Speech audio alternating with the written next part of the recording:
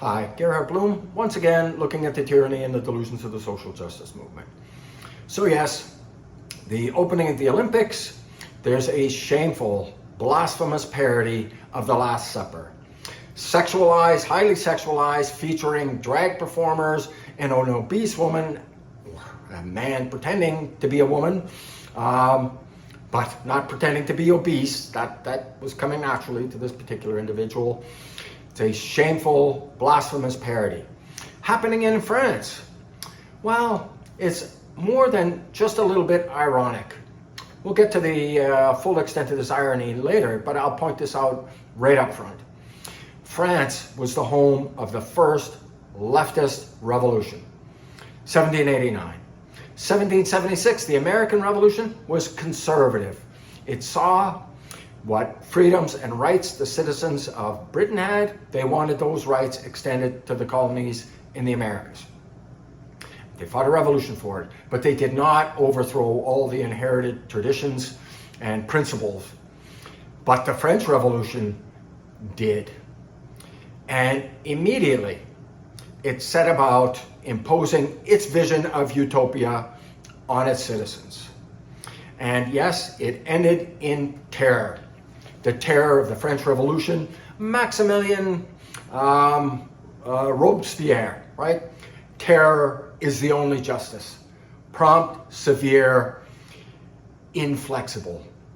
That's right. He is trying to impose the utopian future.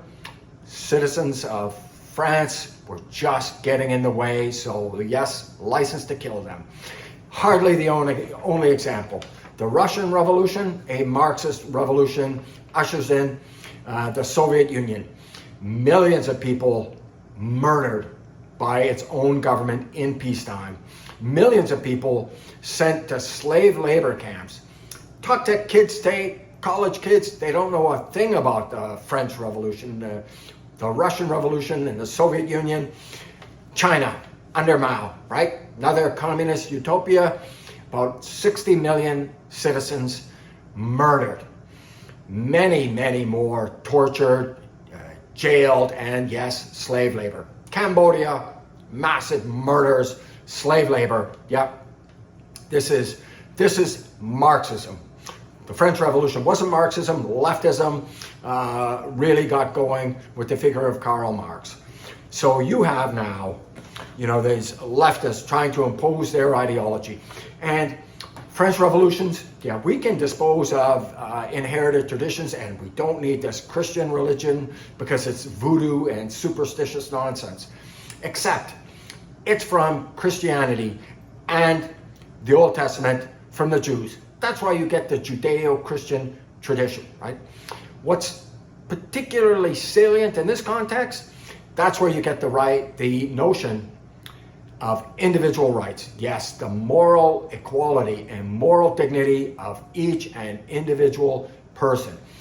No matter what, your utopian plan, you can't sacrifice the lives of innocent people to its realization.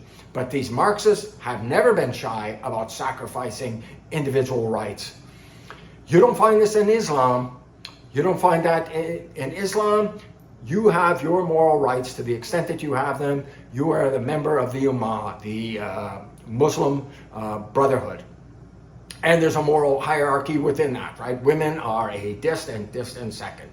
And unbelievers, yeah, history of that slaughter, Islam versus Hindus, Jews, Christians, Sikhs, Buddhists, endless, because they don't have the dignity and moral worth that you find Judeo-Christianity, right? At any rate, this Marxism. Why I'm talking about Marxism in the context of this blasphemous parody? Because this blasphemous parody is an expression of queer theory, which is transparently Marxist. Here's a definition, good a one as any, from Wikipedia. Here we go then. Queer theory is the lens used to explore and challenge how scholars, activists, artists, artistic texts, and the media perpetuate gender and sexual binaries. Its goal is to undo hierarchies and fight against social inequalities. Yes. You know, the oppressor-oppressed matrix, this is Marxist, right? Dividing gender studies, right? Whiteness studies, black studies, all Marxist ideological nonsense. And in this oppressor-oppressed matrix, black versus white, gay versus straight, cis versus trans, rich versus poor. They've kind of, you know, the rich versus poor thing has kind of fallen off their radar lately, because it turns out that poor people, whether they're black, white, Asians, whatever, have far more in common with each other than they do with these pointy-headed leftists in these ivory towers. But at any rate, this queer theory, right? That's why you have men prancing around as though they are women, highly sexualized to disrupt the binaries, like the oppressive sexualized binaries. And yes, they want to break down the nuclear family as well, because they want control of your kids. Absolute poisonous nonsense. So no, it's not an accidental expression of artistic creativity. This is Marxist theory, and it's coming for you and coming for your kids. Actually, they've got your kids, right, with these highly sexualized, pornographic reading materials in the school libraries, and the teachers waving, you know, the LGBTQ flag, the progress flag. It's all poisonous Marxist ideology. And we see where this utopian dreaming ends. Thanks so much for your time and attention. Do drop a thumbs up if you enjoyed the video. It gratifies my fragile male ego. And check out my book, Deconstructing Social Justice.